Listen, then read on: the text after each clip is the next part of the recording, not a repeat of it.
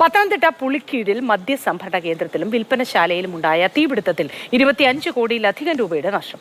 തീപിടുത്തത്തിന്റെ കാരണം കണ്ടെത്താൻ ഇന്ന് ശാസ്ത്രീയ തെളിവെടുപ്പുണ്ടാകും. ഇലക്ട്രിക്കൽ ഇൻസ്പെക്ടറേറ്റ് ഉദ്യോഗസ്ഥരും സ്ഥലത്ത് പരിശോധന നടത്തും. ബിവറേജസ് കോർപ്പറേഷൻ MD ഇന്ന് സ്ഥലം സന്ദർശിക്കും.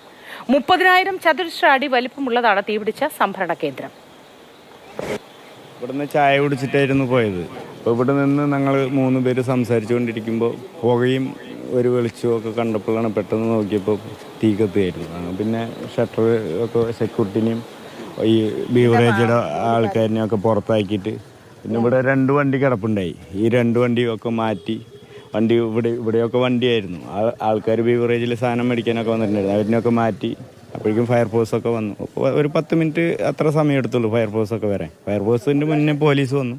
പോലീസിൻ്റെ പുറകെ തന്നെ ഫയർഫോഴ്സും വന്നു. 3-4 വണ്ടിക്കാരുണ്ടായി. ഡ്രൈവർമാർ എൻ്റെ കടയിൽ വന്ന് ഭക്ഷണം കഴിച്ചിട്ട് പോകുന്ന വഴിയിലാണ് അതുങ്ങൾ കണ്ടത്. അതുങ്ങൾ വിളിച്ചു കൂവിക്കൊണ്ട് ഇങ്ങോട്ട് വരുമ്പോഴാണ് ഞാൻ അകത്തോട്ട് ഓടി കയറി അത് കണ്ട് അതുങ്ങൾ പിന്നെ ഞങ്ങൾ ഷട്ടർ തല്ലി തുറന്നു. അതുങ്ങൾ അകത്തിരുന്ന ആൾക്കാരെ എല്ലാം ഞങ്ങൾ രക്ഷിച്ച് പുറത്താക്കി. പുകയാണ് അത് നമ്മൾ കാണുന്നുള്ളൂ. പുക മാത്രം കണ്ടാൽ മൂലയ്ക്കകത്ത്. പിന്നെ എന്തോ സംഭവിച്ചതെന്നൊന്നും നമുക്കറിയില്ല. ഈ ഫയർഫോഴ്സിന്റെ സംഘങ്ങളൊക്കെ ഇവിടേക്ക് എത്തുമ്പോൾ അരമണിക്കൂറോളം എടുത്തിരുന്നു. 15 മിനിറ്റ് 20 മിനിറ്റോളം എടുത്തിരുന്നു അതുങ്ങൾ വരാൻ. അങ്ങൊന്നും ഇങ്ങനെ വരണ്ടായി. വിളിച്ചെല്ലാം പറഞ്ഞ് ഞങ്ങൾ പോലീസ് സ്റ്റേഷനിൽ തന്നെ ആദ്യം തന്നെ വിളിച്ച് പറഞ്ഞിരുന്നു. ഇവിടുന്ന് ആ ആൾക്കാർ അവർ വിളിച്ച് പറഞ്ഞ് 15 മിനിറ്റ് കഴിഞ്ഞാണ് അതുങ്ങൾ ഇവിടെ എത്തിക്കഴിഞ്ഞത്. CK അഭിലാൽ വിശദാംശങ്ങളുമായി ചേർന്നുണ്ട്. അഭിലാൽ, വലിയ നാശനഷ്ടമാണ് ഉണ്ടായിരിക്കുന്നത്. 25 കോടിയോളം രൂപയുടെ നഷ്ടമുണ്ടായിരിക്കുന്നു.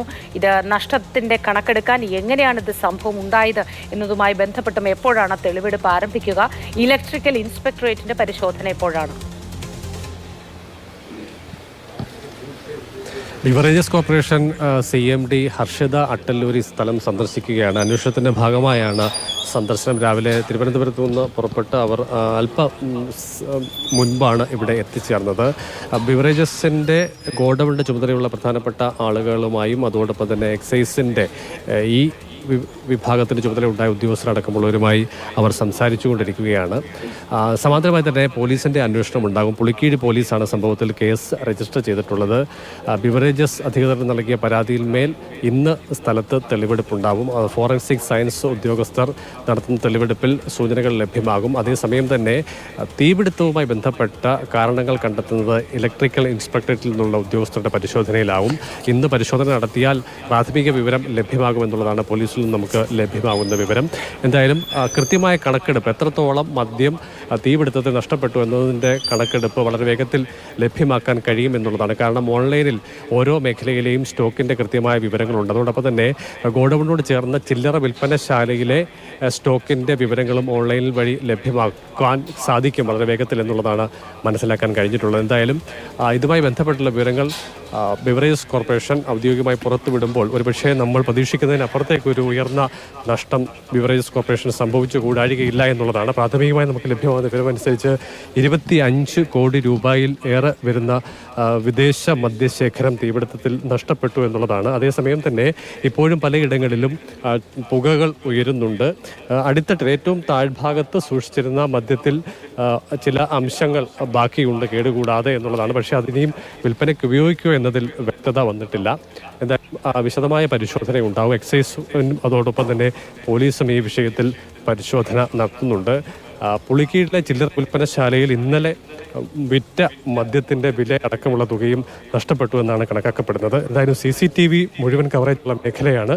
അതിനാൽ തന്നെ ഒരുപക്ഷെ ഈ തീ പിടിച്ച് വെന്ത് ഉരുകിയ അവസ്ഥയിലായ ഹാർഡ് ഡിസ്കിൽ നിന്നും അതുമായി ബന്ധപ്പെട്ടുള്ള ശാസ്ത്രീയ തെളിവുകൾ ലഭിക്കുമോ എന്നുള്ള ഒരു സാധ്യത കൂടി പോലീസ് പരിശോധിക്കുന്നുണ്ട്.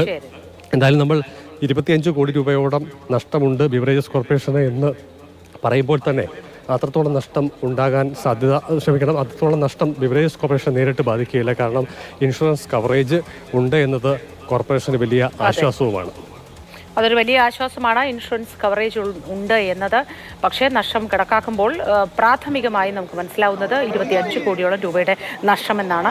എത്രത്തോളമാണ് നഷ്ടത്തിൻ്റെ കണക്ക്, എങ്ങനെയാണ് തീപിടുത്തം ഉണ്ടായത് തുടങ്ങിയ കാര്യങ്ങളുമായി ബന്ധപ്പെട്ട വിശദമായ അന്വേഷണം പോലീസിൻ്റെയും എക്സൈസിൻ്റെയും ഒക്കെ ഭാഗത്തു നിന്ന് നടത്തുന്നു. ഇലക്ട്രിക്കൽ ഇൻസ്പെക്ടറേറ്റിൻ്റെ ഭാഗത്തു നിന്നും നടത്തുന്നു. വിശദാംശങ്ങളാണ് CK അഭിലാൽ നൽകിയത്.